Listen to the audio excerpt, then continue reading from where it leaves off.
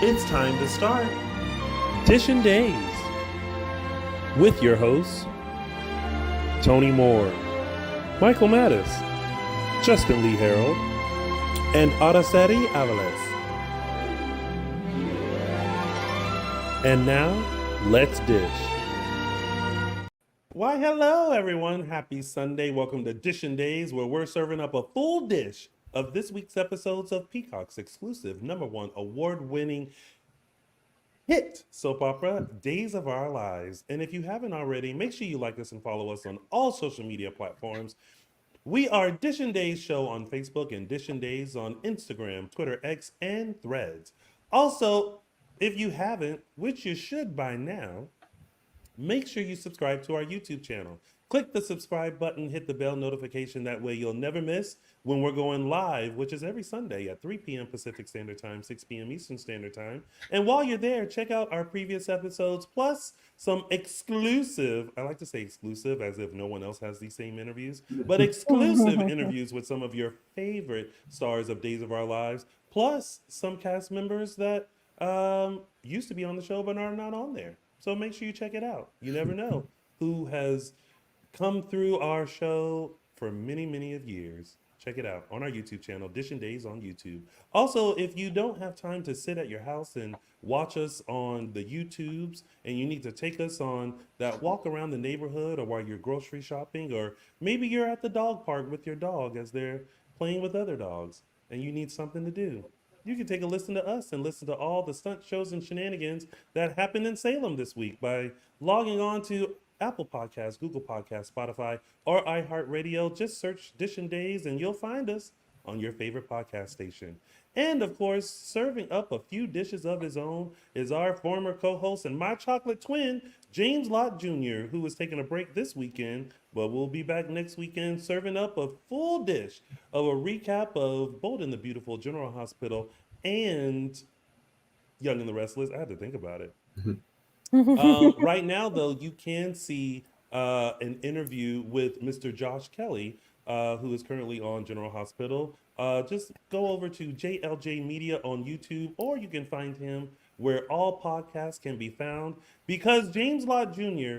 is the only person I know who is old enough to remember telling time was through a sundial. This is true.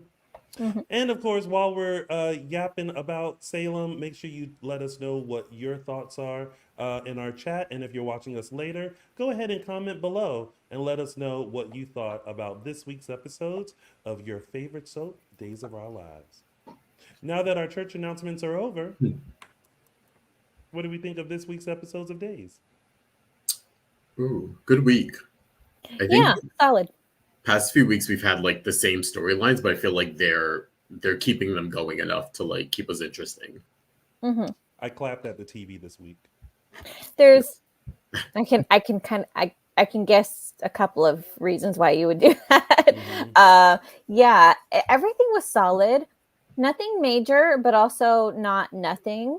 And guys, again, I reiterate, good acting will do that. We'll do that. We'll make lean into the subtlety of things, which again, soap operas, big, huge drama, but we appreciate it when you lean into the emotion, lean into the subtlety. I like it. Uh-oh. Well, Debbie Bright said, I was bored this week. For the first time, I made myself watch. I'm sorry, Debbie. I was going to say something, and then I forgot. Oh, I can always tell when it's a good week when it goes to commercial and I'm talking to the TV. That's always a good week, right? Yeah. Because I feel like it's been a while. Like I get on here and I talk to y'all, but to be in the moment and being like, oh, now I knew it. Having those full-on conversations, that means something good is happening. Well, speaking of the good things, and sometimes the bad, let's break it on down. So one of our favorite parts of the show is when we try to say Dishin Days all together. So it's now time to start Dishin Dishin Days. Days. That's probably the closest we've ever gotten. And I'm sure someone else will probably say there was another show, but they'll send us that clip when it's appropriate. All right, let's start things off with our very first storyline, which is the mother-in-law from hell. Is she even a little bit guilty? Fiona ain't what. Let me tell you. I mean, feeling guilty? Yeah. It's kind of hard to tell because I feel like I want to say she feels guilty, but I also feel like she's trying to cover her tracks. Yeah, I feel like previous weeks we saw like a duality there where she was feeling guilty but also like not wanting to say anything. I feel like this past week she's like getting over it a bit more. She's sort of settling into like framing Brady. Yeah, I didn't see as much guilt on her this week than I did the previous weeks. Yeah. And then Brady, poor Brady, is just oozing guilt. I mean, to be fair, it was his car, just he wasn't the one driving it. That's like when you receive a red stoplight ticket and you realize you let your friend borrow your car, and then you look at the picture and it's your friend and not you. That's what this whole situation feels like. Yeah. Y'all know how that feeling was. The last ticket I got, it wasn't even my car anymore. And then it turned into an episode of Dude, Where's My Car? Yes. And we still don't know who took the car. Where's the car? That was weird. That was very weird. Now I'm thinking, I didn't even think about, like, I forgot about that part of it. Now I'm thinking, did Fiona take it as a way to, like, try, not make amends, but, like, to try and save Brady of, like, oh, if there's no car, they can't get him? I don't know. Yeah, that was confused. I was like, wait, who took the car? I mean, the easy answer would be, like, John or Marlena maybe grabbed the keys and moved it into its spot. But they didn't think to walk down to the spot? Yeah. Or maybe I thought that too. I was like, did John and Marlena like take it and like think like, oh, we'll get his car. Like maybe they noticed like his car was damaged or something. They were like, oh, we'll get it fixed for him. And that's all I could think about. But then I started to think like, oh, maybe did Fiona do this herself as like to cover the tracks, basically. First of all, Brady is too grown for your parents to go down and look at your car and say, oh, let me just go drop this off at the mechanic for him and get it fixed. Well, he shouldn't be living there as a middle-aged man either, but that's another story. A middle-aged man with a full-time job? Yes, in their Culver City condos. Your parents never stop being your parents, though. So that yes, there are those parents that are like, oh, I'll do this for him. He doesn't have the time. You know what? I will say, a few years ago, and actually it's funny that this comes up because it was also in my Facebook memory. But when I had a full-time job, I worked on the weekends, and one of the casting director's husband, he came in, who, by the way, so people will probably remember, it was Drew Bell who played Thomas Forrester, I believe, on Bold or Young and the Restless. One of those. Anyway, he was married to my coworker, and he came in, and the first thing he said was, whose car is da da da da? And I was like, oh, that's mine. He was like, it's been a while since you had it washed, haven't you? And I was like, yeah. He was like, well, let me go take it and get it washed for you. He took my car to get a car wash. Aww. Nice. I thought that was very nice of him. That is sweet. Yeah. So, it was Bold and the Beautiful. Thank you. Yeah. So, I mean, so maybe Yeah. John and Marlena was like, just take it. But also, if they moved it, which I feel like is more logical, like, don't you think they would be like, hey, move your car to your spot since you wouldn't do it? I feel like he would have seen. I imagine the garage is not that big. I assume the spot was like 3-4 spots over. They would have seen it or something. So I'm assuming the car is completely gone from whatever garage there. Like somebody stole it. Like there's crime in Salem. Yeah, John Del Rey feels very strongly about this because it's in all caps. Brady is too old to live with his parents. He should not be there for them to be able to offer anything. Dang. Yeah. Well. Yeah. Yeah. I'm leaning more towards that now that we're talking. Like, I mean, it could be John and Marlena, but also could just be her like trying to. Yeah. It's like, no, you can't get evidence if you don't have a car. Well, speaking of evidence, they have evidence because almost called her Jada Pickett Smith. Wrong, Jada. Jada looked at the footage and I think saw like the tail end of a license plate, License plate, yeah. which Just brought her to Brady, yeah, to be like, I need to look at your car. And Brady's like, yeah, I mean, it's kind of hard to get around that once they have you. It's one thing if they have no idea who did it and it's just a random gray car, but when your part of your license plate could possibly be linked to it. again, it's like that red light ticket with somebody else's picture. And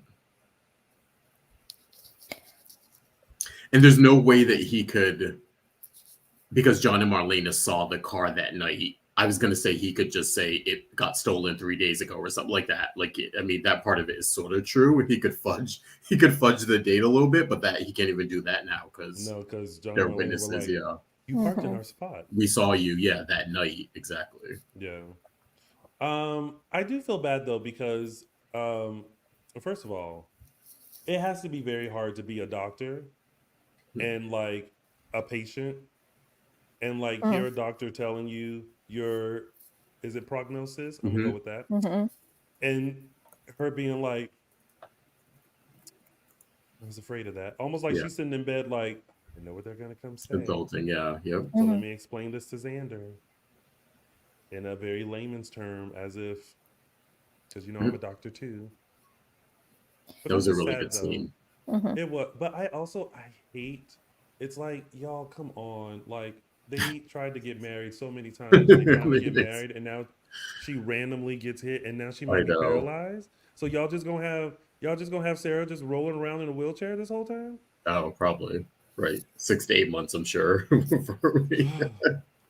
I actually, for a conflict with them, I don't mind this because I feel like this is something they're probably going to tackle together as a quote unquote happily married couple. Could they have tackled Fiona together rather than? We'll get there. That, yeah. But yeah, at least this is some growth for them. They actually got married. They're happy with each other. For right now, Xander isn't tempted to do something illegal. We'll see. Sarah's still level-headed. I think this is, if they're going to give them conflict, I'd rather it be this than, Xander turns bad again for 5 minutes and she leaves him over it. Yeah, and I think that they've gotten to a point in their relationship. Sarah even said it in our conversation with Holly, where she is worried about Xander going off the deep end, but not because she thinks that he's going to do something crazy necessarily, like totally out there, but because she knows where he's coming from. She knows that he loves her and that she wants him to just stay level-headed for himself and for Victoria.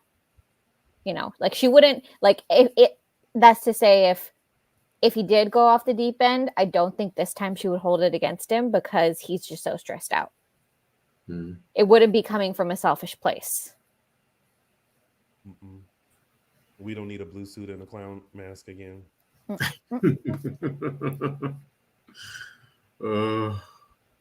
Yeah, I'm still loving Fiona though. I think this is just it's a great way to bring in an interesting character, but also to give some development to Xander, who's really like settling into having his mother around and really starting to trust her. So, but could she have been a little quiet entering Salem? Just a little bit. Yeah. Something tells me Fiona has never done quiet. Yeah. Well, she did quiet with Xander for quite some decades. Yes. Until now. Yes, that just means she was being loud somewhere else. Yeah. All right. Well, I mean, that was pretty much that. Yeah. Yeah. Was there anything else that? Oh, the Kristen part of it, where Kristen now she at least thinks she believes that Brady did it, so she's. I don't know that she necessarily believes it. I think that she I think she, because we didn't hear her end of the conversation. That's the thing. So we don't know the tone that she was using. I think that she maybe just threw it out there. I can surmise that she maybe threw it out there to see what would land.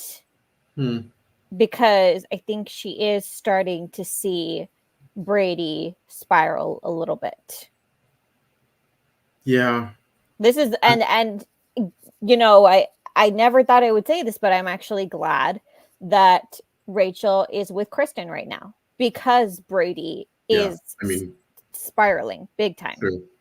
That's true. I mean, he didn't hit Sarah. That wasn't his fault, but he also can't remember because of his he still needs to take responsibility for the fact that he got so drunk that he completely blacked out and can't remember that night.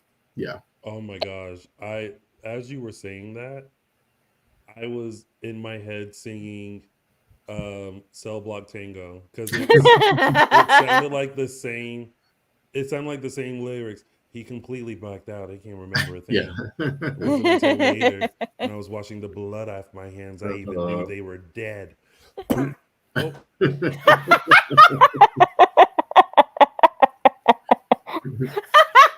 Coming. I guess my hat had it coming. Yeah, I mean, the thing is, Rachel is old enough that I don't think that Brady would ever cause harm to her in any way, because she's just such a precocious and self-sufficient little girl.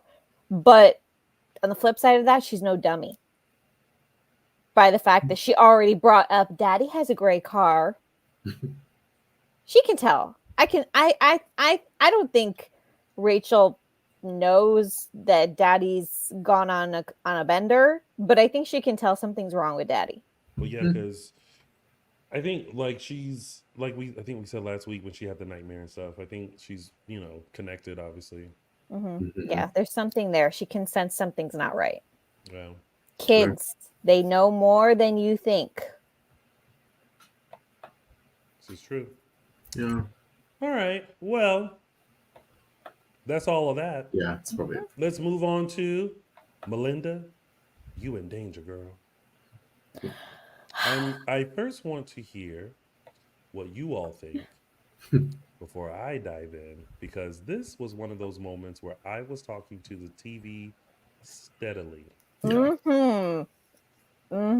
Ditto. Yeah. Girl, don't drink that tea. Exactly. Girl, don't go in that apartment. Exactly. If you know someone is certifiably cuckoo for Cocoa Puffs, why on earth listen? I go to people's house that I know and still don't accept anything. Would you like some water? No. Would you like something to eat? Oh, I ate before I got here. And it's not because I don't trust them. It's just because I sometimes you just don't take everything at people's houses, right? Now, you done gone over here on official business, realize that she is not telling the truth, that she is cuckoo for Cocoa Puffs, yet you sit there and have tea with her? Girl. Yeah.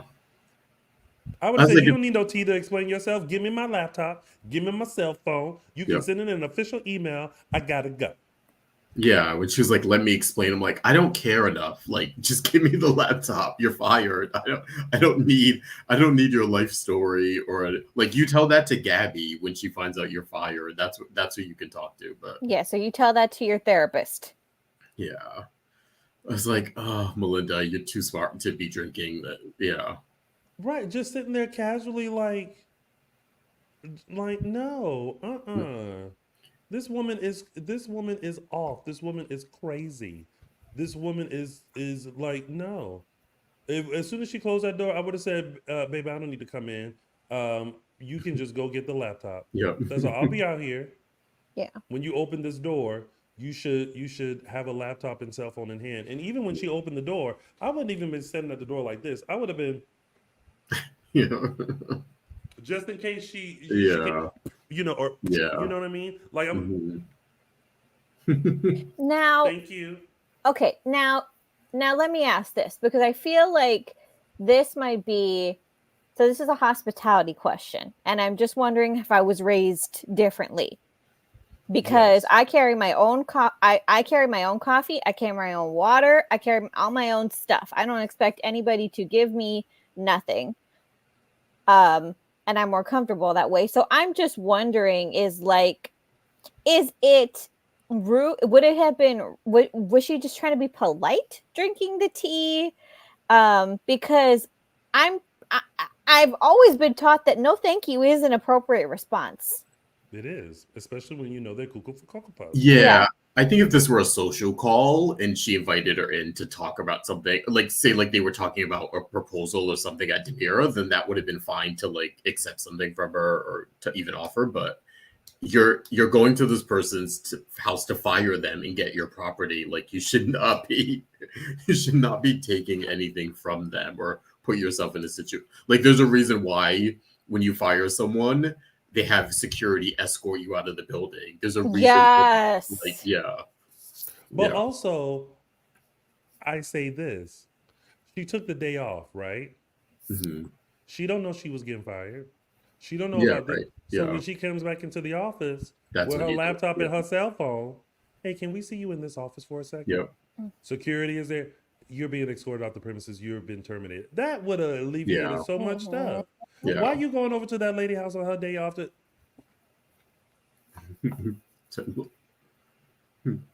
I will want to say Doesn't I make sense. give props to Tina because she played the slurring like as the scene went on, like it got more heavier. I was like, oh, she's doing a really good job of like teasing it.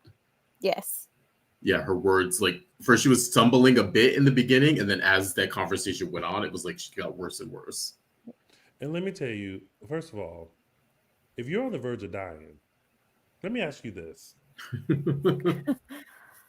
Justin and Araceli Mhm. and folks at home, if you had done exactly what Melinda did, you Mhm. went in, you sat down, you drank the tea, you started feeling a little funny, and you had enough strength and energy and time to grab your cell phone and call one person. I want you to think of who you're going to call. Araceli, Mama. Justin, Ava. not Ava. I'm talking about you, Justin. Oh, You, oh, I thought you meant in you. the scene. If I'm No, playing, like you, like who it would I happened. call? One phone call? You had enough energy to call one person. Araceli said, "A mama." Oh, Justin, my best friend Alicia. Yeah. It's the person who's the top of your speed dial, the person who is the last person that you texted, that person you have a million text messages from. That's the person right there. now I would call 911. Well, there's Oh, also a button. That's yeah, the good, thing. yeah.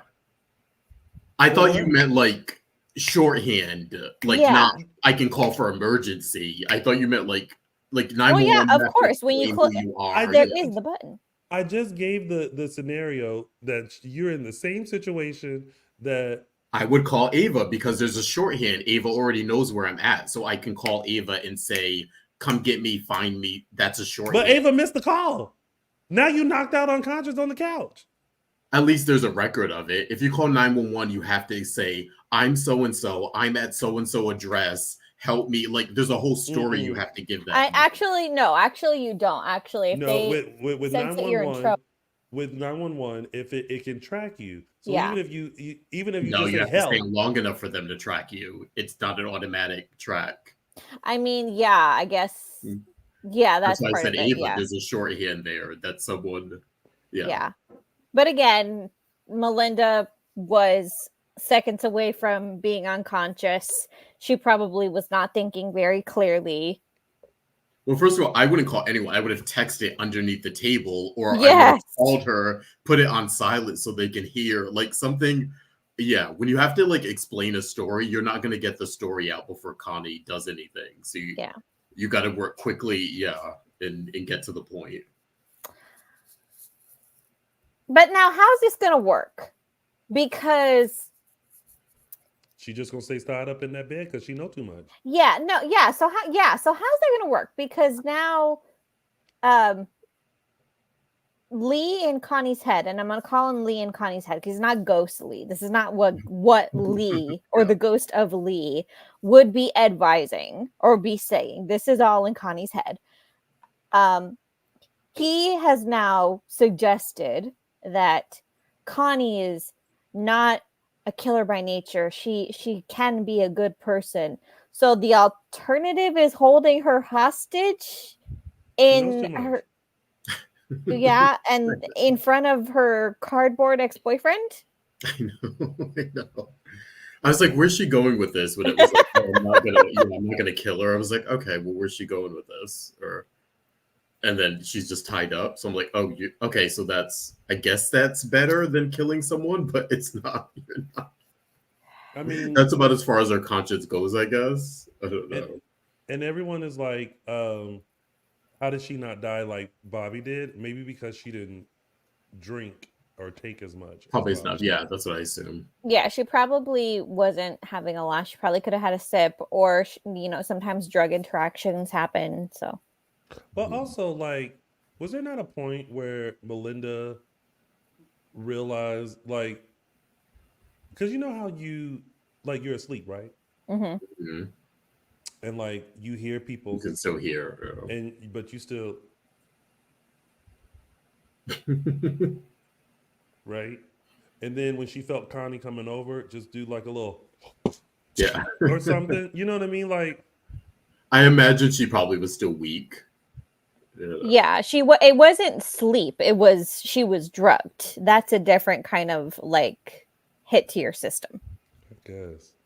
I just don't know. I wouldn't. I'm trying to think of all the. I mean, first of all, she just shouldn't have been there. Yeah.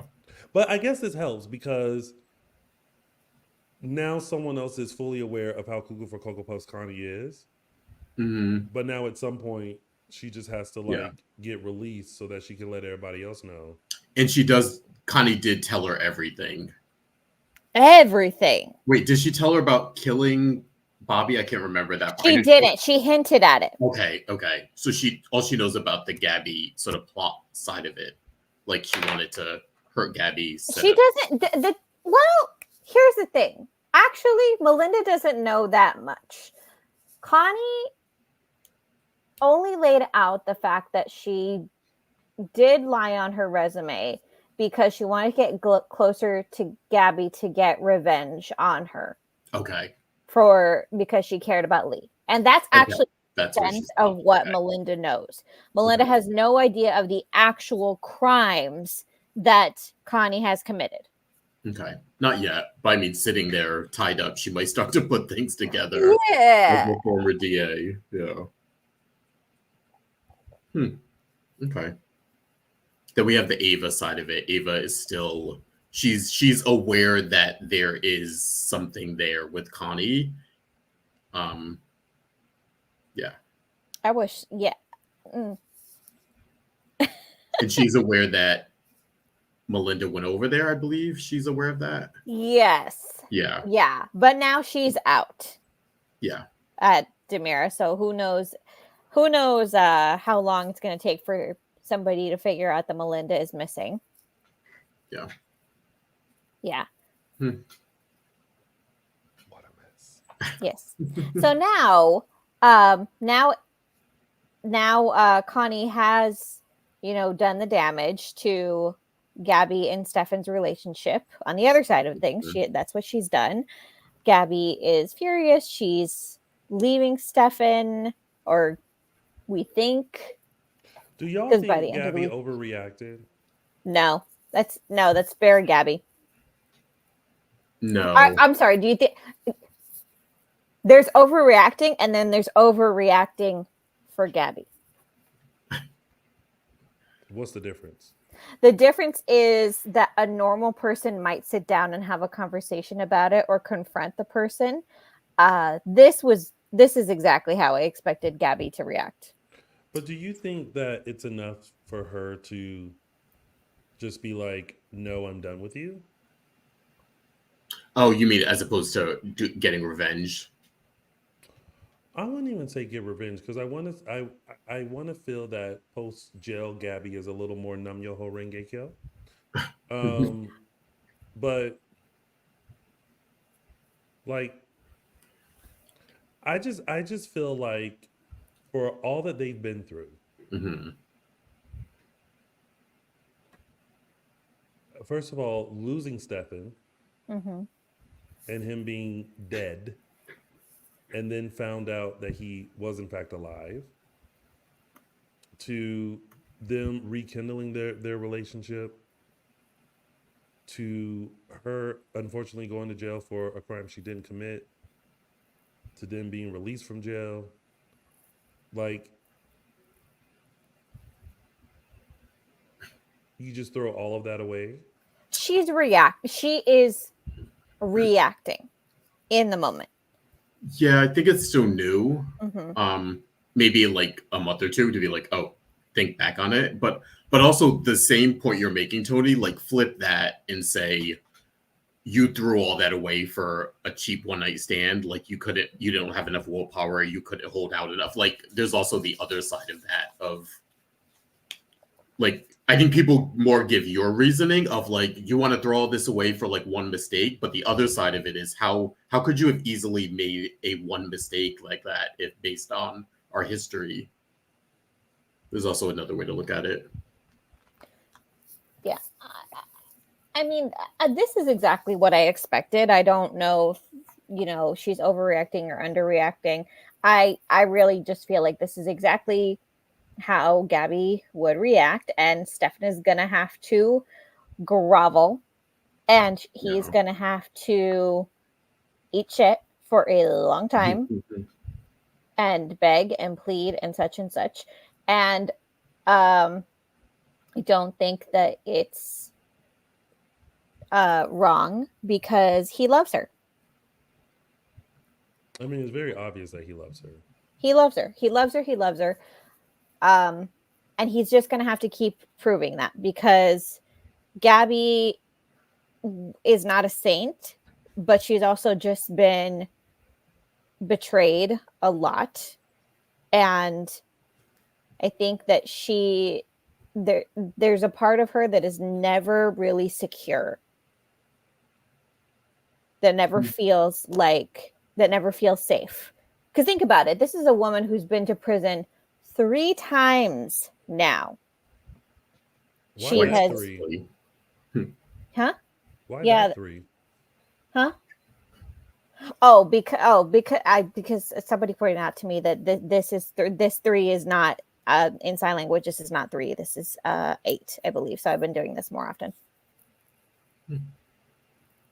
Yeah. The way your mind works, always, I don't know if it even surprises me anymore or if I'm just kind of, I don't know what I feel in this moment.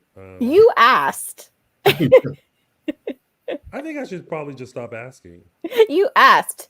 There are eccentricities that some people have that I'm like, do I want to know? No. I, I, I, I think from now on, I think I just rather not know. Maybe. I'm gonna Maybe always give an answer. maybe that's where we are. I just expected like, oh, I just held it up that way, or normally in sign language this actually means 8 and this actually means 3. I wasn't expecting that, but carry on. Carrying on. Yeah. Stefan, I don't think will give up that easily. And, I'm hoping that this is just a bump in the road. But yeah, it's not going to be smooth sailing for a while. Gabby is going to make Stefan feel pain for this for a while yet. I feel like I wanted to see a more understanding Gabby, especially like just from coming out of jail and things like that. But I guess it's hard because we know more. We know that it was a mistake, and we know that like it's like it's like Xander and Nicole and how we felt when Eric blew up, which to me was the nail in the coffin of that relationship. But they're together. I digress. It's kind of like this. It's like Gabby, you've done some stuff, and I'm sure you've had a moment in time in jail on one of your 3 visits to like really kind of think about stuff. And I feel like with this, it's like it's like the it's but also sorry, there's so many thoughts. It's like what is she upset about? She upset about the action or the fact that she wasn't told or both? I really do think this being Gabby, she's upset about the action. That he could have betrayed her like that. That he could have been unfaithful after everything that they had been through. And I think this really goes to the core of Gabby of that she is not a person who feels secure in anything. She's been falsely imprisoned so many times. She's been abused. She's been separated from her child. She's had her heart broken. So there's never a part of her that ever feels 100% secure. Yeah. Do you think there would have been a different result if Stefan had told her right when it happened or told her right when she got out of jail? I think definitely if he told her when she was in prison and had to sit for the next 6 months to like figure it out or deal with it, I think her coming out, she probably wouldn't have been as vengeful. She may have come out and said, I hate you, I still want to divorce you, but she probably wouldn't have been on the warpath. Yeah, I mean, part of it is the fact that they've been lying, and maybe she feels like a fool of like, I sort of sensed something was there, but you know, you guys tried to gaslight me essentially and tell me I was crazy. So I don't think there was anything between Ava and Stefan. No, this truly, truly, truly was a one-time drunken mistake. People say that. Oftentimes they don't mean it. This really was that. This really was, he was going out of his mind. also, I don't know. I think people sometimes make too light of those things where everyone has their limits. Some people like cheating is a deal breaker. It doesn't matter if you had feelings or not. Like, I know people put a lot of emphasis on that, and for other people, it just doesn't. It just doesn't matter. I don't care whether or not you had feelings for the person. If you slept with them, you slept with them, and that's my deal breaker. So you're dead to me.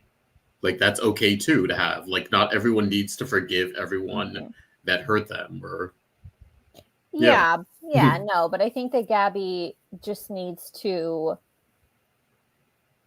Gabby is too wrapped up in her own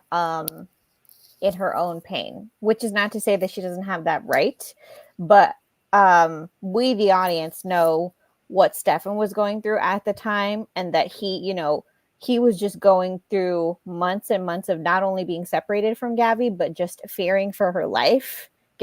Fearing that he was going to get the phone call that she was in the infirmary again, that she was dead, and then being pushed to do things that he never would have expected himself to do, like shooting Harris, which I'm not sure Gabby knows about. Oh, probably. Yeah, probably not. And I mean, that would have been the perfect time to really explain everything, to really get into his head of what all he was going through, which might have led to just a bad decision. Yeah. Again, this is not us excusing his cheating, but No. I do feel that it's different when there are literally zero feelings involved here. He couldn't care less if he ever sees Ava again. He wrote the girl a freaking poem. He surprised his wife with freaking poetry on their anniversary. Come on. That'll do it. Come on. And he didn't get lazy and like recite other people's words. He really like went all in.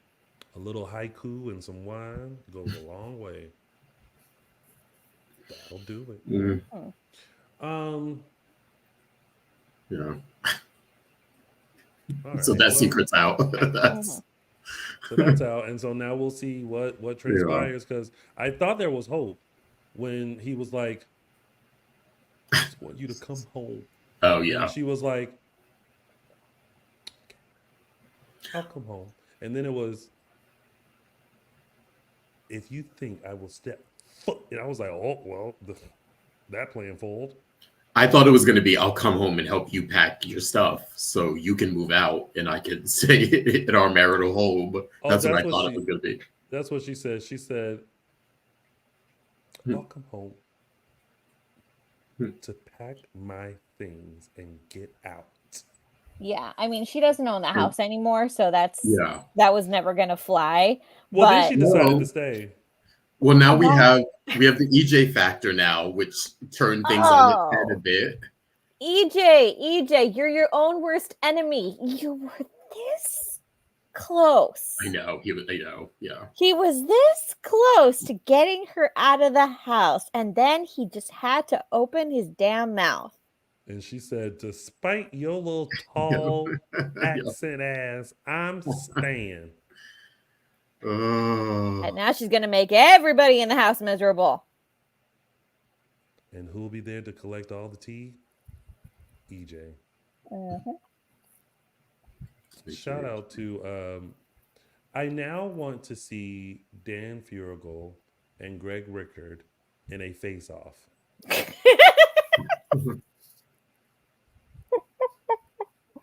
I would like there to be a scene written where both are exposed to the same tea and how both would react. Well, the thing with that is that wait, so we're saying Dan and Greg, right? Not EJ and Leo? Well, we're EJ and Leo. Okay, because the thing is that Leo makes expressions no matter what. But EJ has to be like off the charts in his feels to be expressive. Expressive. I would love for there something to be exposed to where it's to both of their likings. Because right now they are neck and neck for cast member who best reaction to tea collecting. Yeah. Which is not going to be a category of our Dishin Days Awards. Lord. No. We have that award. It's called It's a GIF. This is true. But yeah, that was everyone was talking about Dan's reactions because it's like when you stumble in on tea, especially with someone that you don't like. Yeah. It's like it's almost like he should have walked in and been like, "What's going on here?" But instead, he just walked in like he was almost there. Almost there.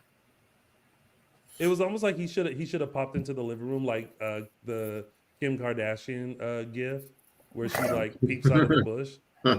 And him to be like coming out of the catacomb just.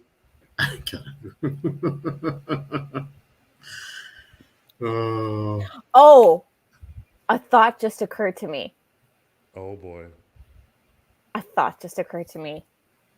And I think we can say this. That EJ gets it from his mama. That's because the minute you said that, I'm like, Susan. Oh, yeah. That's such a Susan thing. 100%. Oh. I can see it. And oh my God, I can see their matching faces. I really can. Susan would have followed it up with a my, this house. And then I see her doing like, remember the movie Big Business with Lily Tomlin and Bette Midler? Yeah. And she kept going, snake.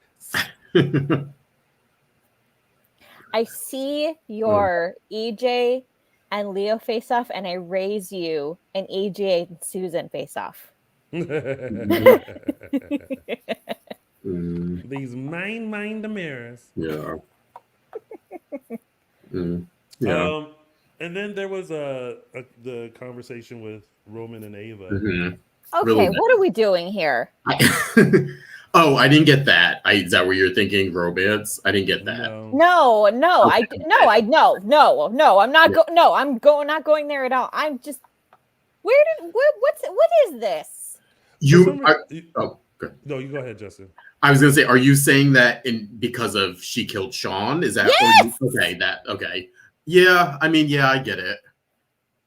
Yeah. I think it's one thing to be friends with someone that your sibling hates. Yeah. That's a whole that's different. Like that's, you know, that's their beef, that's their history, and I totally get that that's one thing, but it's not like she didn't do something to him. She killed his dad. Yeah.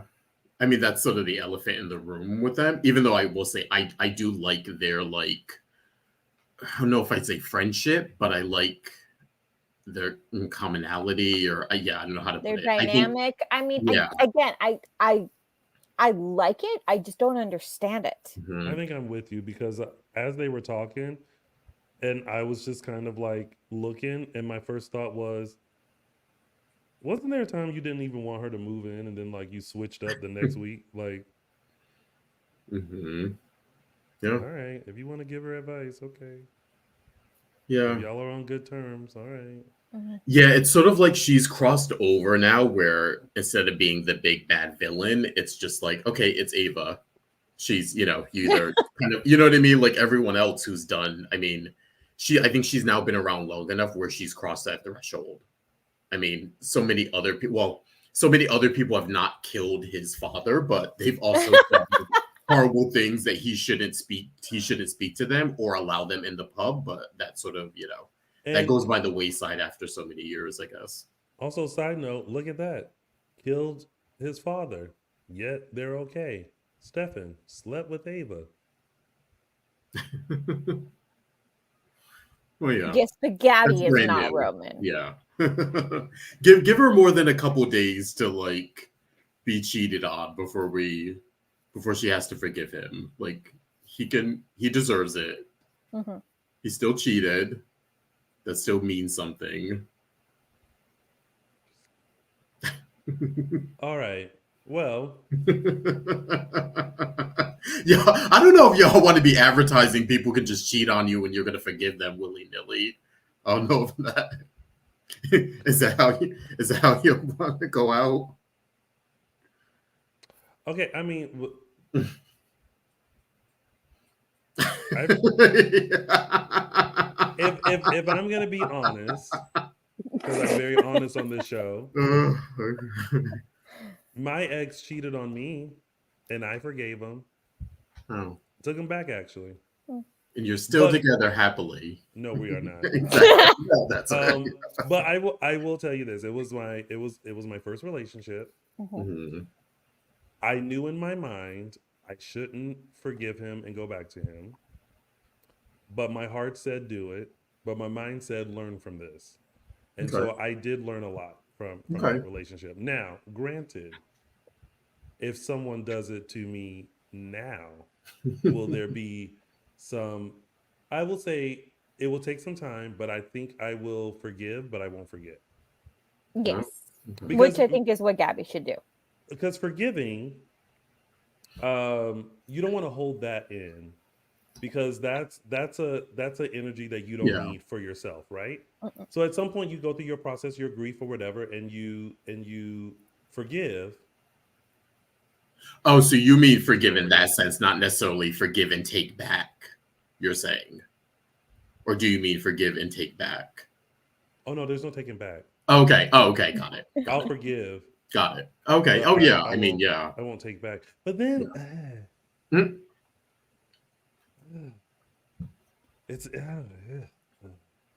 different I mean, I'll situations. say that I don't think there's a right or wrong answer. I just think No, that I think when it depends on the yeah, the situation and the person. Like if you've been married for 15 years, yeah, that's one thing. Or but you I can also think you reserve the right to be angry at someone in that, you know, I mean, this happened essentially 2 days ago. She's been dealing with this, so it's not, you know, Mhm. maybe 6 months from now, we'll see how, you know, if she's still carrying on, you know, walking around the town square, cursing his name, we'll see. But, you Yeah, know, I mean, look, this is a couple. I mean, the man died, and they still found their way back to each other.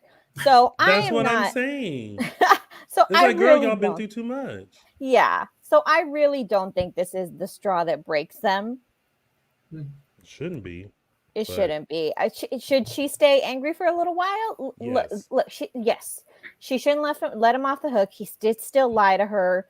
about it. He was, bending over backwards, trying to keep it from her. So yes, she still has a right to be angry, and if she wants to stay there for a little while, okay. 100%. But that's the love of your life. Mhm. I'm just saying. I love Dylan. Dang, John Del Rey. All right, let's move on to our next storyline, which is Jennifer Devereaux is the smartest person in the room. Mm. They completely did her dirty this week. I was like, they did the Devereaux completely dirty this week. Yeah. They basically said, you ever seen that meme of the little girl who was like, I want to talk about Jesus, and the guy was like, hallelujah. Oh yeah, she was like, yeah. That's too much. Yeah. Yeah. That's how I felt like Chad did Jack and Jennifer. Yeah. Jennifer came in there and said, you ain't my daughter. And he was like, that's too much. Yeah. Y'all gotta go. He's like, get on the plane. Y'all gotta go. Demara Jet to Boston tonight. Oh my God. And I thought about that, and I was like, oh wait, she literally just got there a couple hours ago and then is leaving. Like not even a day she was there. I was like, okay, this is a little much.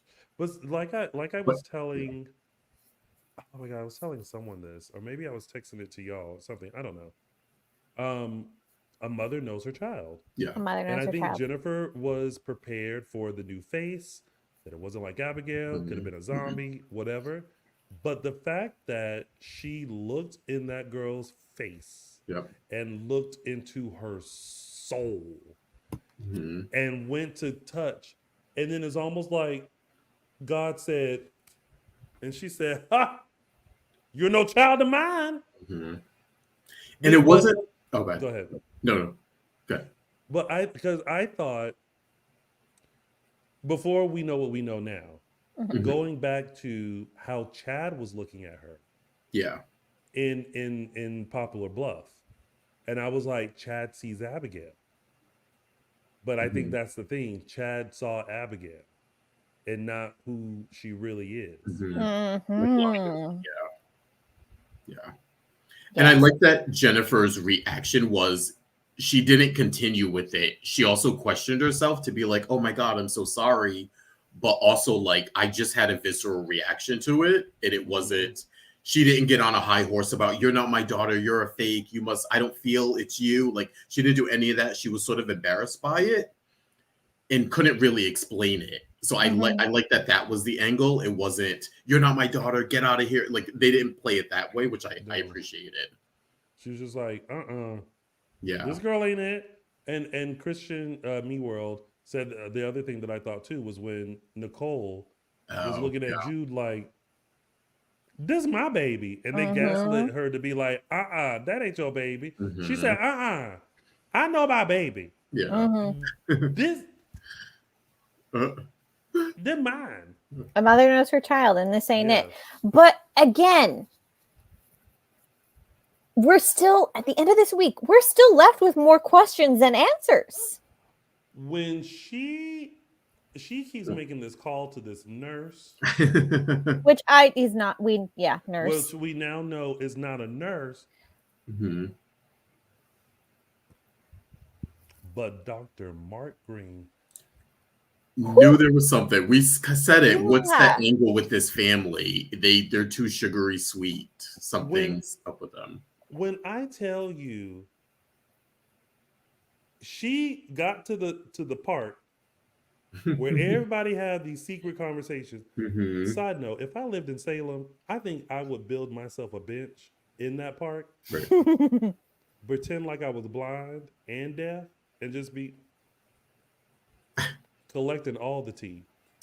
Anyway, hey, bring some popcorn. I would. Yeah. But when she was like, I'm here, I can't find you. And he was like, here I am. By the time it went to the credits, I was like, what do you have to do with this? Well, I think we did get one. I'm assuming we got an answer about the DNA test now. If she's meeting a Dr. Green there, I So assume Mhm. then, that explains that part of it. Yep. that this woman ain't even one iota of a piece of a Devereaux. So Yeah, I don't think. that rules out that she's Abigail. Mhm. That rules out that she's Gwen or Gwen's sister or Yeah, anything yeah, like I that. know. Yeah, This is some sort of like plot, but I'm like, yeah. dear Mark Green, who are you? Yeah. Who is Who are she? you? Like Who- we We still don't know who she is. Yeah, we still don't know like who she is. again, so many questions, and I'm still left with this feeling in my gut, like I don't I don't get maniacal from her. I don't get Yeah, yeah. malicious from her. So what is it? but the thing is, it's not her idea, it's his. So again, what do you have to do with this? What This, link do yeah. you have in Salem to be pulling off this huge scheme? Yeah. I'm gonna tell you this: if at the end of this he says some dumb stuff like Chad bullied me while we went to Salem High, No, it still has to involve Clyde, so it's still Clyde's still in the mix here. Yeah. I So are these Clyde's family? Is this another family of Clyde's? Or these no, this relatives? one's Are too these? smart. He a doctor. He's a doctor, and that's the thing. This isn't some unattached guy. While he's not an Yeah. attachment for us, he has attachments in the community. He's a well-respected doctor. He's friends with the Bradys and the Hortons, and he has two young siblings that he's taking care of. And that I think is what is really making me hesitate to say that he is like an out and out bad guy. Clearly he's doing something wrong, but Yeah. he has these two siblings that he is providing for. We don't know anything about the parents. We don't know anything about Well, anything else about their home life. So it's like I'm it's like we're missing tell me what it is. well, I was gonna say he's taking care of the siblings because the parents aren't around. We don't know what happened to them. Are they mixed up with Clyde? Are they, you know what I mean? Is that Like an what angle? is happening? And we saw the regret on her. And this is why you hire someone like Annalyn McCord with her experience. We saw the regret on her face with the Jennifer situation. We're seeing the self-doubt in her of like, okay, I now have to play the beats of Abigail, and I'm playing it to these people's faces now, and that's hard for me to do. We're seeing that part of it.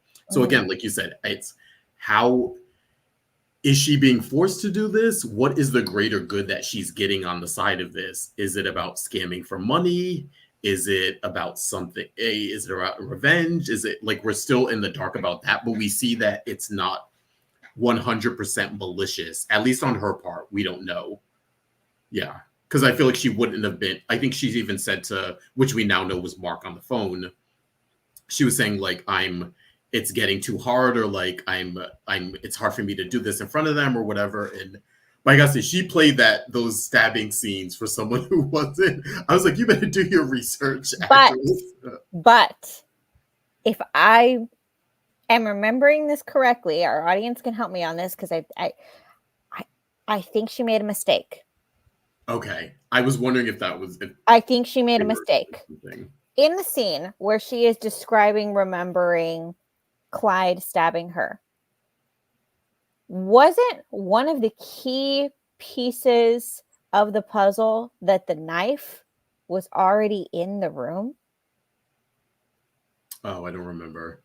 Yeah. Think back. Let's think back. Remember this. At the time. You're trying to get us to think back. Okay, I'm thinking back. Right, but remember. Chat room, you're going to have to. I don't remember. So.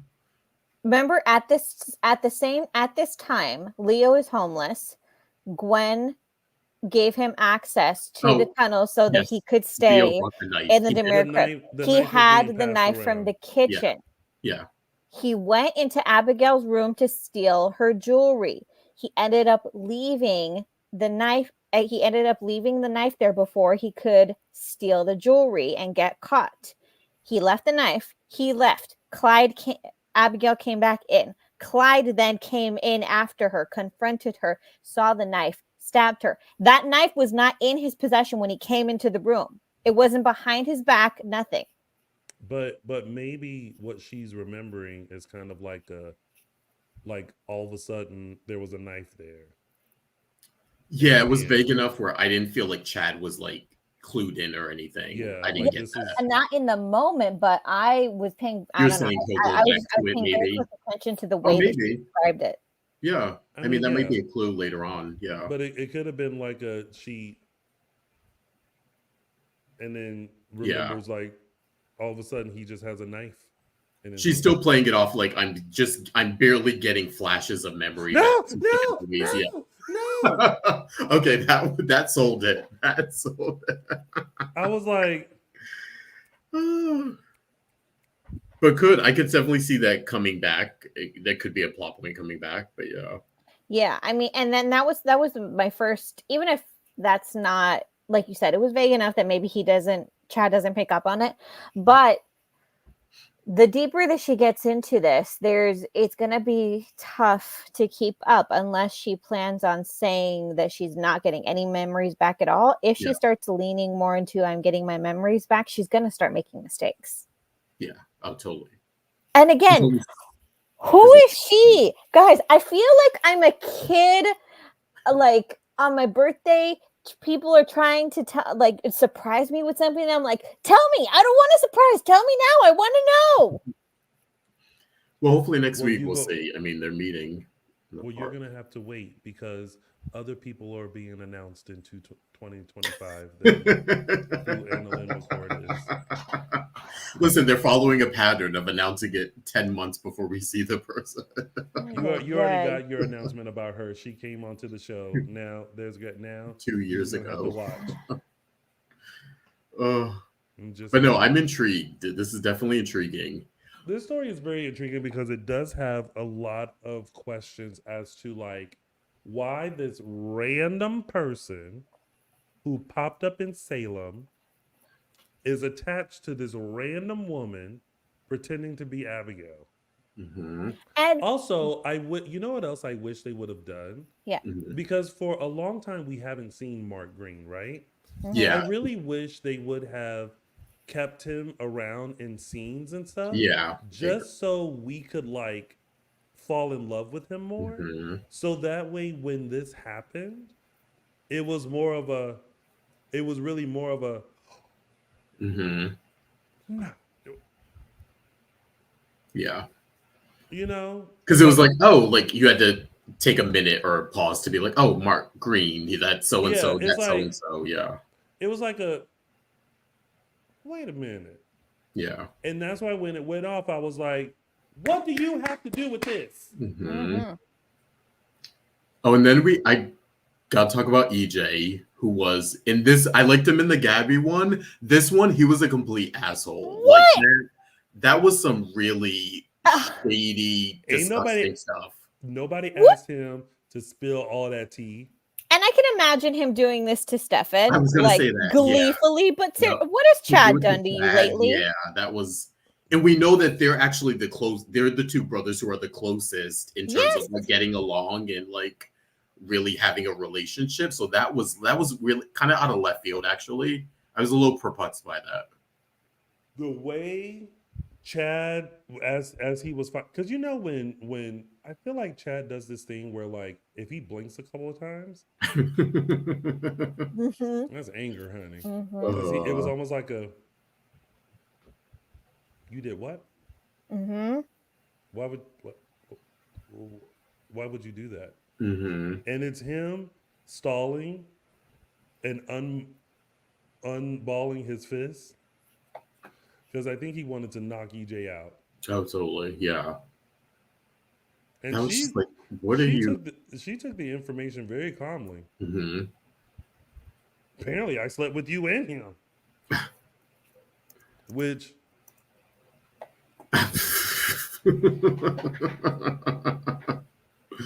I mean, listen,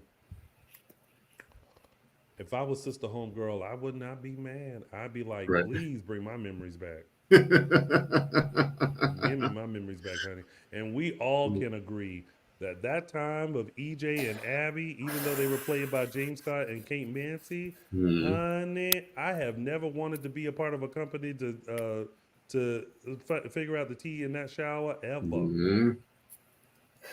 And then the best was the wedding that led up to it when Sammy slapped the dog piss out of Abigail. Ah! Okay, this part was hilarious, and they actually didn't go there, and I'm surprised when she said, "Are there any other brothers?" And he said, "There's Tony." And then I thought he was gonna say, and then there was Andre, but you killed him. Like he left that He part was out. right there. Yeah. He was right there. I know. I was like, oh, that part, yeah. Like there's Tony, but you know there's also Andre, but he's dead. Yeah. Oh, you killed him. Yeah, that's where I thought that's the one he held back on. I was like, of all things to Yeah, you know, if Chad hadn't walked in, he was seconds away from dropping that bomb. Yeah, that was. I was like, EJ, really? Come on. I know you're going through a tough time, but I don't know. Oh, EJ. I also kind of felt like there should have been a little more like remember when Stefan met her and it was sort of like it was a shock. Again, we know that EJ was already told, but I don't know. I feel like there still should have been a little bit more of like either caution or wonder of like, wait, Abigail, is that you? Like he just kind of went full force with it, which was a little strange. I thought he would have been a little bit more not skeptical, but a little bit more like Godsmack, basically, of like, wow, you're back and how are you? And you don't remember anything. I don't know. He was way too snarky for. I don't know. This is also Stefano's son, and EJ's been dead before himself, so. Yeah. Why do you always look like you know stuff before anyone else does? Because he does. That's still my favorite. Also, though, not this mystery woman, Abigail, being like, yeah, I want to stay in this room and I know, right? Laying it on bed. I know. To help me remember. Ma'am, what kind of memories are you trying to remember? Listen, she has to seal the con. She has to. And that is when Chad's gonna know. Saint Abigail.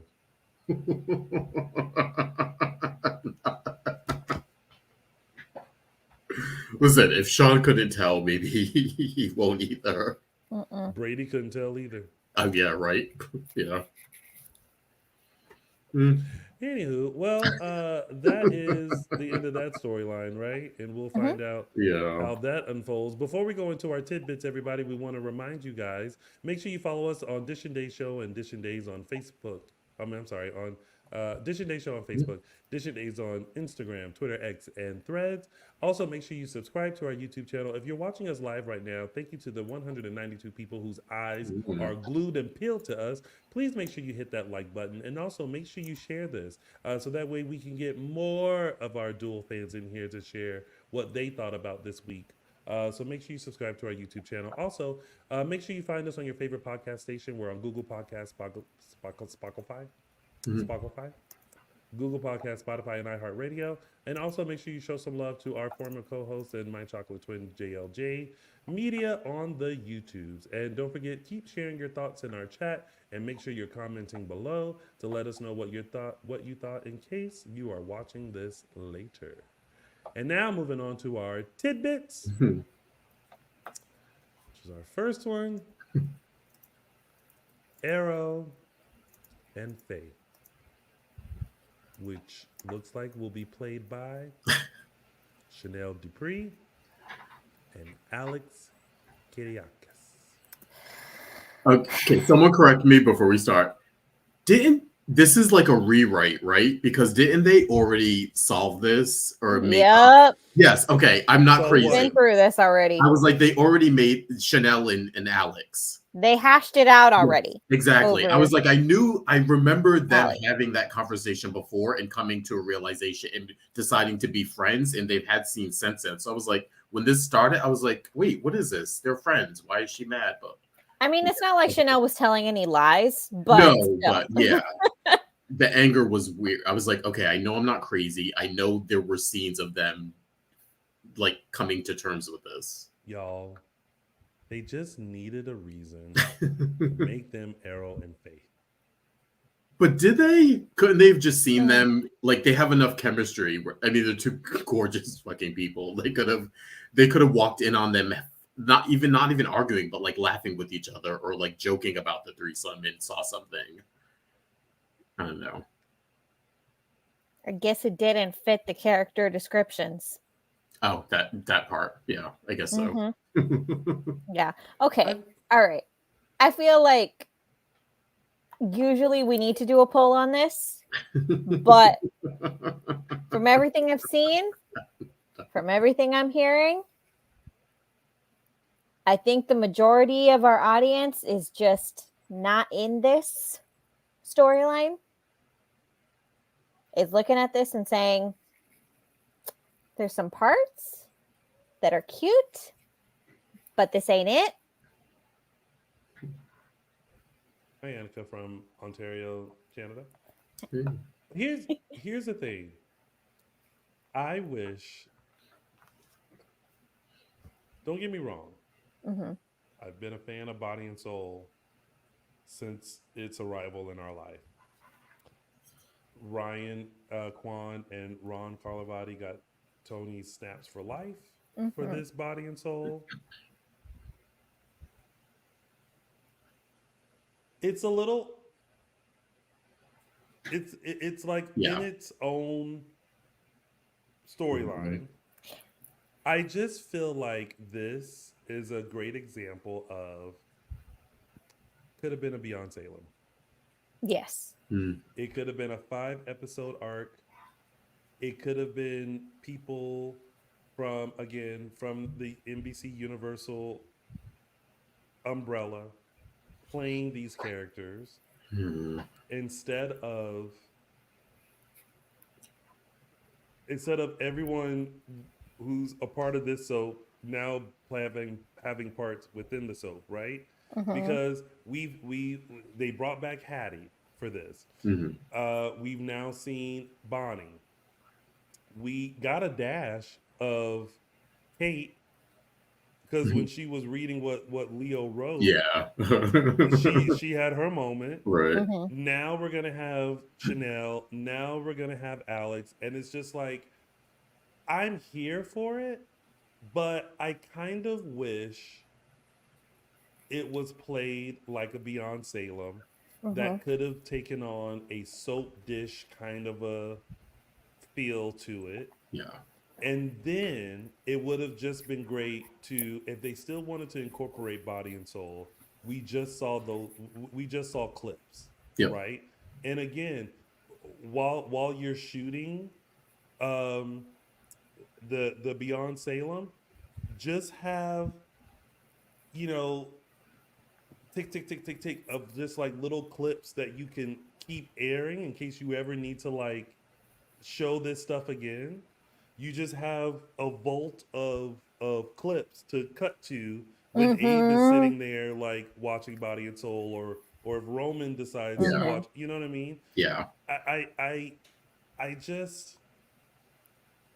love the idea. I just think that, if they had kept Beyond Salem, this would have been a great Beyond Salem. And just what happens behind a soap, Yeah. Yeah. It's that thing where somebody wants to do an adaptation and they think, oh, this will make, let's put all our money in it and make it into a great movie. And then I watch and I'm like, this would have worked better as a TV show. Yeah. Same thing. I liked it more when it was not B plot, but like a background plot, basically. Like I like the idea of giving certain, and I up until this point I liked who they picked. I thought Leo makes sense there, Hattie makes sense there, Bonnie makes sense there, even Johnny being the director. Yes. And so taking that set or taking the Body and Soul plot and just using it as like another set for the show, kind of how The Paper was, and we'll get some scenes of people doing their job and, like you said, yes, or it's like behind the scenes shots, and it'll give another workplace for the characters essentially. But now Chanel and Alex are involved. It's like, oh wait, now half the cast is like, it's, I don't know, it's becoming too major for Days. Yeah, it's becoming too big, I think. Yeah. And I'm not sure that. I think actually Chanel had a point about blending her home life and her work life. Mm-hmm. Because there are some people that can do it, but Chanel has already done that. Been there, done that. Yeah. And it didn't work out well. Mm-hmm. So now she's got more at stake. She's married.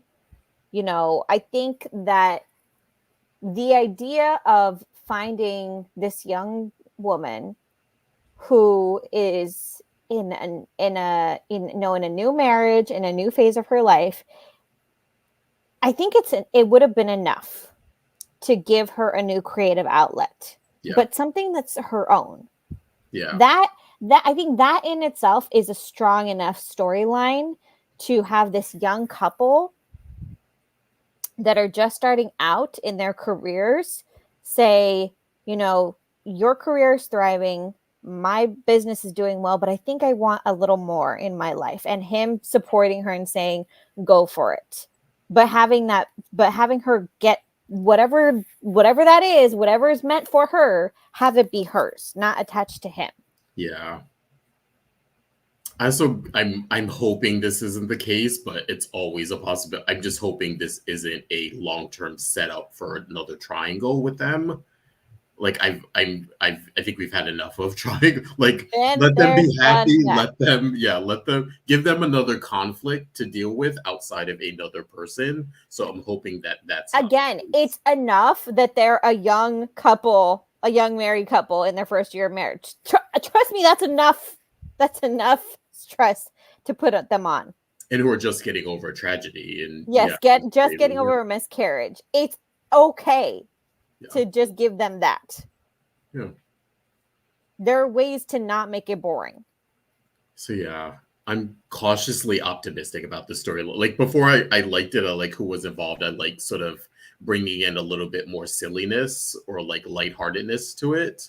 And having this sort of be that plot you can go to and do that. So yeah, we'll see how it progresses, I guess. But I do think that we're just, you know what it is?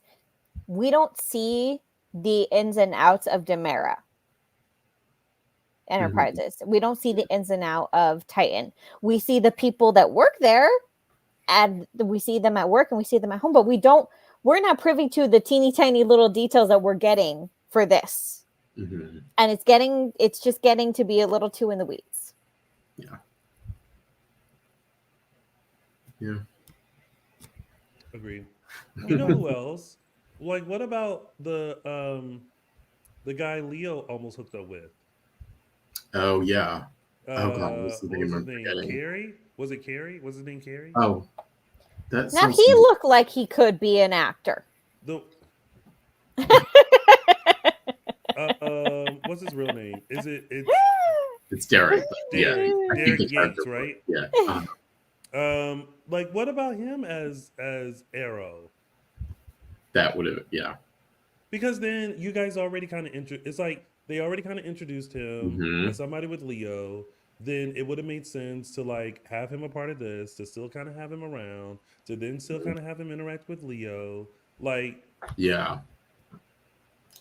And the novelty of like this person who's never acted is wearing off now. Like, it's one thing to be like, oh, Hattie's great at it, and then because she looks the part, and then Bonnie's great at it. So now Chanel and Alex are now going to be great at, like, it's a little too many novices in this production that you're trying to put together. Chanel gets a pass because we remembered that she was going to play Celeste in Johnny's movie.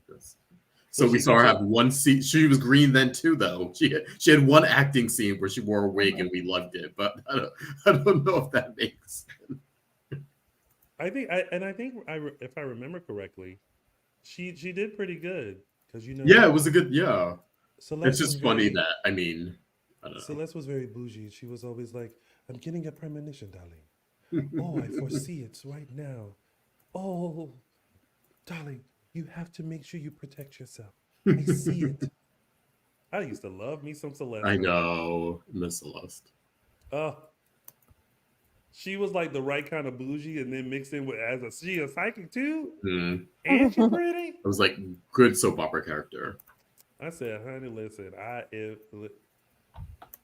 I want to be a bougie character like that where I have an accent and I call everyone darling. Oh, Alexandra, darling. Oh, shout out to Celeste. Yeah.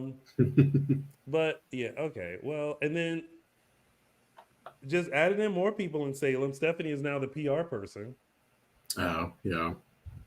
It makes sense. That I don't mind as much. She's Yeah. a PR rep Yeah. in Salem, so like Yeah. they need PR for the. But it's like the majority of the cast of Body and Soul are the cast of Days of Our Lives. I know, right?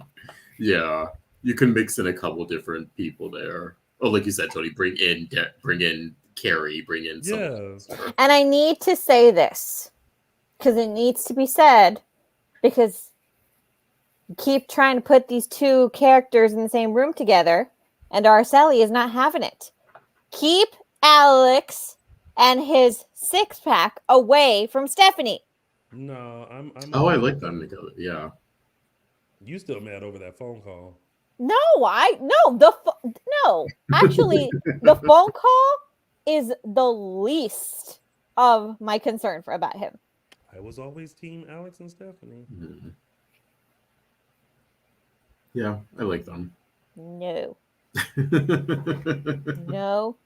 And other people see the chemistry too. We all know that they still would be together had that phone call never existed. And Chad wasn't like being creepy and trying to interfere. Or to be duped later on. Anywho, yeah. There's that. Let's talk about the doppelgangers. Right. Doppelgangers. In Thank God we talk about another story that went on way too long. It's like, girl, at what Miss Leo, we had so much faith in you. But he read up on DID and what it meant, and he tried to shake Marlena out of Hattie. Thank God for Kate, because Kate was like, it's Hattie. Two things I will say I did like. I liked when they bring they did this before too in I think they had Everett / Barbarette read it, but Kimberly's book on DID, and they used it with Abigail. So I like that little touch of keeping that book around, so someone's always reading up on it. That, and I like that what was it? Who was it? Oh, Kate mentioned Dr. Rolf's role in that, because I always think people forget that Hattie didn't necessarily look like Marlena, but that there was some like machinations in there, you know. She wasn't just someone who looked like Marlena and got mixed up. Like she was recruited. Yeah. Macadacious. I like Hunky Dory. And I like the idea because we had talked about previously how it was a little bit inappropriate for Leo and Marlena to become friends when she's still his therapist. So it would be a nice compromise if he kept his relationship with Marlena strictly professional and then had Hattie as a new gal pal. Yeah. Well, did you see they even got rid of that part when he said he was talking to Marlena, actual Marlena on the phone, and he said, "I'll see you next week for drag," or he said, "Are we still on?" And the implication was she said yes, and I was like, "Oh God, like why?" There's no way Marlena Evans is watching Drag Race with Leo. Like, come on, like just let that part of it go. Put all that stuff to Hattie and let like. I know we want Deidre Hall and Greg in scenes together, apparently, but let it be Hattie and Leo. But I think they're great in scenes together.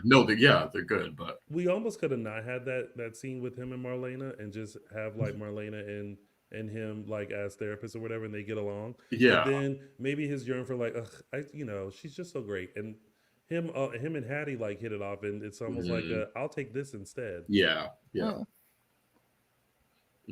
All right, well, there was that. Yeah. Let's move on to Porky's Salem High. Oh my God. Okay. Before we talk about this storyline, can we please just take a moment Bask.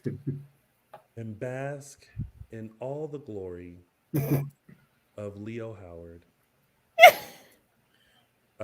See, this is now people are glad he's of age. Now, this is Yeah. where people are glad he's a 30-year-old and not. Listen, Yeah.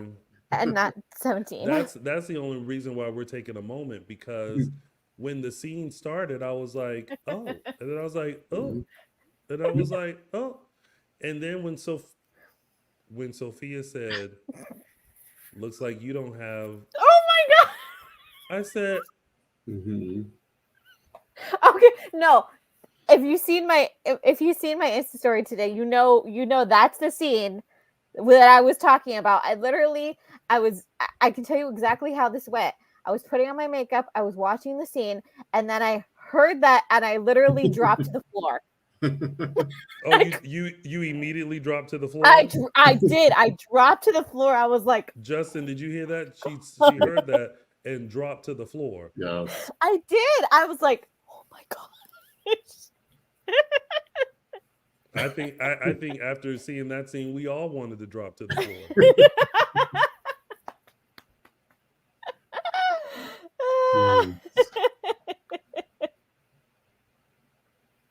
I feel like I should have changed my 3 snaps, honey.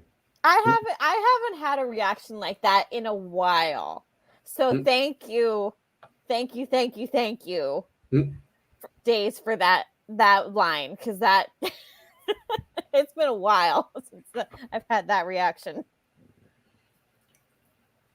It was just a nice little playful thing, but Miss Sophia get on my nerves. I'm getting bored with it. I think all these young kids, the teen scene, I think they have a really good one. They're all really good actors, Yes. plus the actor who plays Aaron. Yes. I just we need something better for them to do. This is it's not holding. So for me, it's not holding my attention. It's we need either throw a couple more people in there or give us a different plot line for these. I think it's coming. Well, it's just the fact that this is the first time now going back to Mark Green, where it's oh yeah, Aaron's having a great time at lacrosse, but funny, they tagged him as Tate Black. Yeah. and even Sarah, in all of her cuts and bruises, looked at Holly like, girl, what you doing? What's going on here? And again, another week has gone by. Tate's still at the cabin. Guys, summer is here. Summer is pretty much now coming to a close. Yeah. I don't know how this is all gonna come out. Because I feel like that conflict is not resolved, but the steam has been let out because Teresa's gone, Nicole's gone. Yeah. Brady is now a drunk, so he can who cares? He's not worried about whether Tate is going on a date with Holly to the movies. It's all the air has been let out of this storyline. It's but I think it's for a reason, because it feels that way, I think, because everybody's scattered, because Aaron is not on the canvas. He's been gone for the summer in Tate's place. Sophia is just coming in and out being a brat. She can stay at home. Yeah. Tate and Holly are there, but Tate is technically not there. He's at the cabin. He is isolated. So they're all separated. But the minute they come together, I think we're gonna start, and I predict it's gonna happen very soon, because again, summer's gonna be over. Aaron's gonna come home. Tate's gonna come home. School's gonna be starting up. And then you put them all together, and there's all this stuff, because that's happening in the adult stuff that's now going to start affecting them. In addition, you've got the Brady and Teresa stuff with Tate. You've got the fact that Nicole is now gone, so Holly's now under her grandmother's supervision. You've got Aaron, who we got a little taste of his personality, but not enough, and now he's going to come home, and we now know that his brother is shady as hell. So what does he know? What is his connection to this woman? So it's all these are all breadcrumbs that I think are going to be greatly affecting the teen scene. We'll get to it, please, because this is not. We're there, guys. It's last week of August. I think we just need to hold on a little bit longer because we can.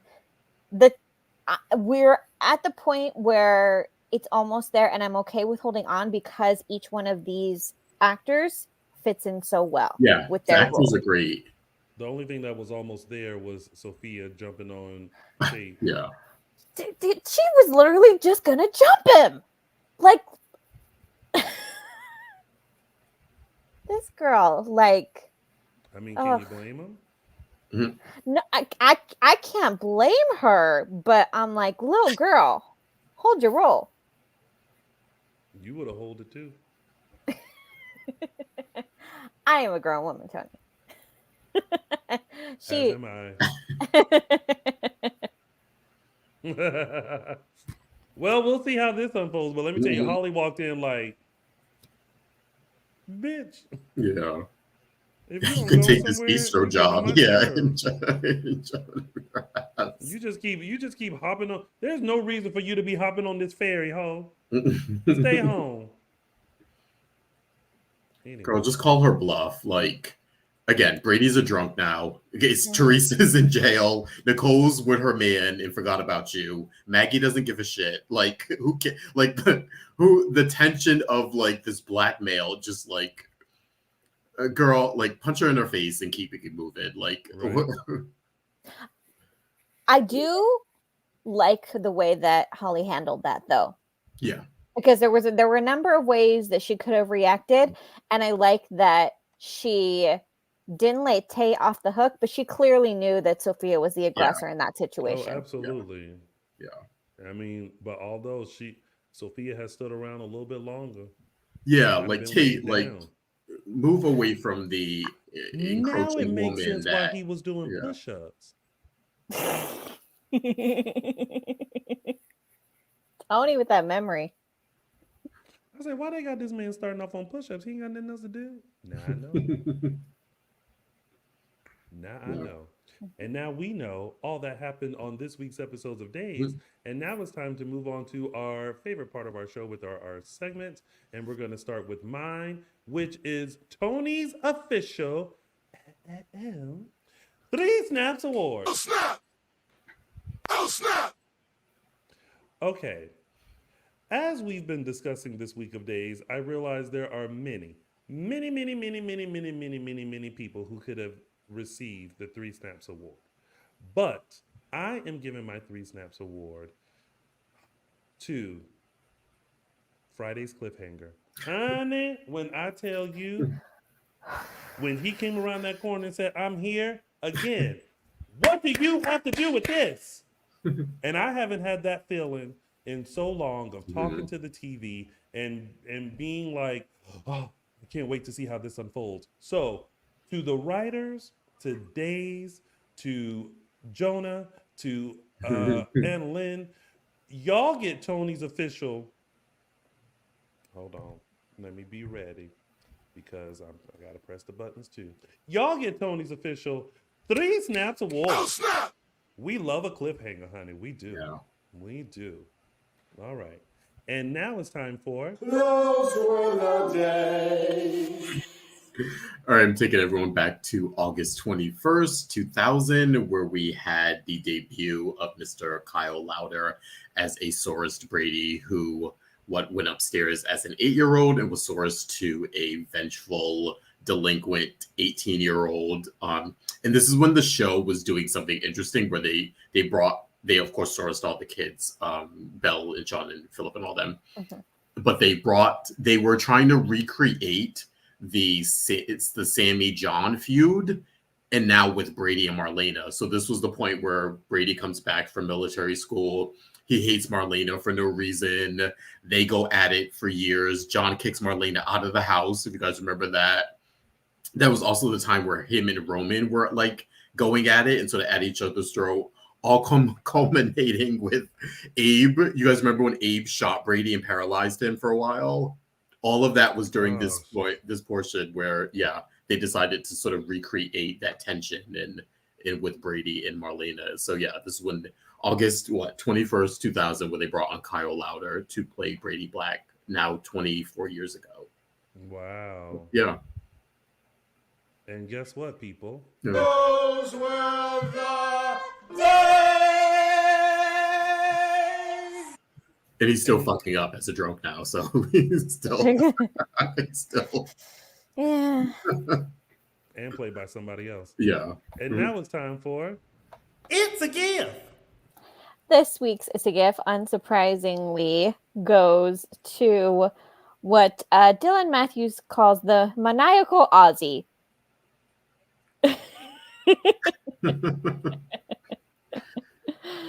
I need to see the side of Dan Fiergo more often. Yeah. I really do. Just We had to close up on this because it was just too good. Yeah, that gas right there. That one is perfect. So, Mr. Dan Fiergo, you are awarded this week's It's a Gift. And that has been It's a Gift. And now it's time for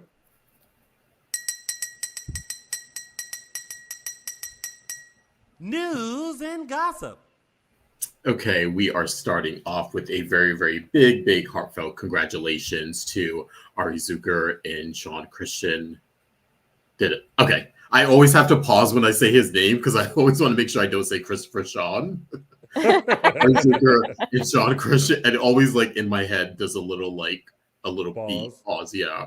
But yes, we want to congratulate them. They finally got married last Saturday, actually. And this shot here is one of the action shots from their grand entrance into their reception. So as you can see, their personality on full display here. And if you've been following them for a while, they got engaged, I believe, during the pandemic, and kind of putting a wedding together. They sort of took us on a little bit of the road with them. So yeah, they finally made it official last weekend, and I'm sure they will probably be releasing more video and photos to let us know. But it seems like it was uniquely them and probably a really fun time. So big congrats to Ari and Sean. Yay, congratulations. Another congratulations for Miss Stacey Hyduke, who celebrated her 6th anniversary on the show. It's been 6 years of Stacey, as well. Congratulations to her and her daughter, Sophia, for the upcoming premiere of their horror comedy Brand New Cadillac. This film is going to premiere in October at Screamfest LA. And if you want to get an exclusive look at the trailer, you can go to fangoria.com. Yes, we have some news regarding the Days Instagram account. If you have not checked it out, please go see. They've definitely loaded up some new content there from their social media studio, starting off with a little sit-down session with the lovely Kennedy Garcia, who plays Felicity Green. Yeah. But she sat down and did a fun little sort of get to know Kennedy Garcia, where she shared about 3 fun facts about herself that you may not know. So yeah, if you haven't checked that out, it's really sweet and a little surprising. So yeah, go check that out again, of course, on the Days Instagram, Days Peacock on Instagram. Yes, and also on the Days socials right now is Paul Telfer and Lindsay Godfrey battling it out as Xander and Sarah in a Days version of the Newlywed Game. Check it out to see how well they know their characters and each other as co-stars. Also sitting in that seat is our good friend, Miss Ela Cantu, who sat down for a version of Trivia Tuesday with her character, Jada Hunter, where she took a quick walk down memory lane with Jada for this week's trivia question. So go check it out and let us know if you actually got it right, so to speak. So go check that out. Yes. And happy birthday to Mr. Blake Barris, the recently deceased Bobrett. Celebrated his birthday this week. So happy birthday from us here at Dishin Days. Yes, and to get into the official Day of Days weekend that we've been telling you about, not only the official Day of Days event, but also many, many fan events that are going on. But to kick it off, again, Day of Days is happening November 2nd. this year at the Peacock Theater here in LA at the LA Live, hosted by our very own Mr. Tony Moore here. And again, you do not need tickets. This is a free sort of all-day event. We will have definitely more updates coming soon on who will be participating. But if you want to get a little bit more insight, you can check out Michael Mattis's Day of Days guide. And we have the link to that in all of our social media. Yes. Next up, also happening the day before Day of Days. We're just going to call it Day of Days weekend at this point. Yesterday's With a Twist event will be held on Friday, November 1st. Tickets and information for this event can be found at starstruckfanevents.com. Yeah, it's going to be a big one, and lots of days along from past and present-ish recurring. So yeah, check that out. Yes, if you cannot make that event, we also have that same night. We also have the Ladies of Hollywood event. So it's an exclusive cocktail and dinner party. Again, November 1st, the Friday night before, about 5:30 to 9:30. This one, the ladies included Araceli Aviles, Ilya Cantu, Nadia Bjorlin, Emily O'Brien, and Patricia Darbo. And all tickets and information, you can email Lori Beth at lorimatrix@yahoo.com. Yes. Next up, the Day Players will also be performing at the Bourbon Room the night of Day of Days. If you cannot make it to LA for the Day of Days weekend, they have added a new show in Atlanta, two dates in Florida, Naples, and Tampa in November, where they will be joined by fellow castmate Leo Howard. So for tickets and information, go to thedayplayersband.com. Yes, and speaking of other in-person events, not including Day of Days, we have Star Image Entertainment has of course, the Hot Men of Days Nashville event happening next month, the weekend of September 28th to 29th, with also the added acoustic concert following the next morning with, of course, Mr. Carson Boatman and Scott Reeves. And now onto some of their other non-in-person events. Yes, Star Image Entertainment is going to be having a lot of upcoming Zooms. So first up, now this one is happening tomorrow. So if you want to get tickets, I would get on this now. Is the Girls Just Want to Have Fun Zoom event with Stacey Hyduke and Emily O'Brien. This is going to be tomorrow, August 26th. So if you want to get on that quickly. Upcoming shows include Christopher Sean and Eric Martzoff on Tuesday, September 3rd. Eric Martzoff and Martha Madison, Tuesday, September 10th. And Wally Kurth and Judy Evans have a Zoom Q&A on Wednesday, September 18th. Again, all tickets and information go to eventbrite.ca/Star Image Entertainment. Yes, in addition to those events, we also have one from Coastal Entertainment. This one starring the lovely newlywed couple of Carson Boatman and Raven Bowens. This one is scheduled for Sunday, September 22nd. And again, all tickets and information, you can go to coastalentertainment.com/events. Yes. And Samantha and Friends has several big events coming up. So upcoming, the Golden Age of Hollywood event will be held the weekend of September 14th through 15th, 2024. So that's just in a couple of weeks. If you can't make that event, then you will have to wait until next year. Their Winter Wonderland event will be held the weekend of May 3rd through 4th, 2025. And then they have already scheduled their Haunted Mansion weekend, September 13th through 14th, 2025. So that'll be next year. For tickets and information on these events, go to samanthafriends.org. And speaking of another good cause that you can sort of champion and support, this one is from Camp Dream. Again, this is an organization for kids with physical and developmental disabilities. They are having their fundraiser fan event. We were telling you about this one, starring sort of Patricia Darbo and Greg Vaughn, titled Soaps in the South. And this one is happening early October, the weekend of October 5th through 6th this year in Alpharetta, Georgia. All tickets and information to support not only the event, but this organization, campdreamga.org/events. Yes. And Spectrum Celebrity Events will be hosting a virtual fan event with Zach Tinker Saturday, September 5th, 1 p.m. Eastern Time, 10 a.m. Pacific Time. And this is also hosted by our very own Tony Moore. Look at that. For tickets and information for this upcoming event, go to spectrumcelebrityevents.com. And last but not least, we have another fun, entertaining Zoom with Mr. Brian Datillo, who's always just a lot of fun, to say the least. He's doing an end of summer Zoom. It's actually happening this Friday coming up, August 30th. Tickets and info, you can go to Brian's Instagram account at brian.datillo. That should be a fun one. All right. And that has been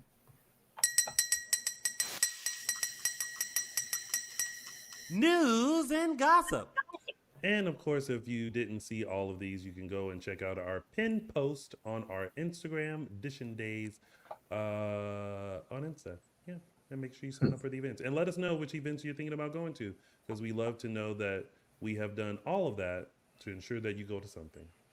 And now, y'all, it's time to take a look at what's going to happen this week on Peacock's Days of Our Lives. We have a suspect in your wife's hit and run.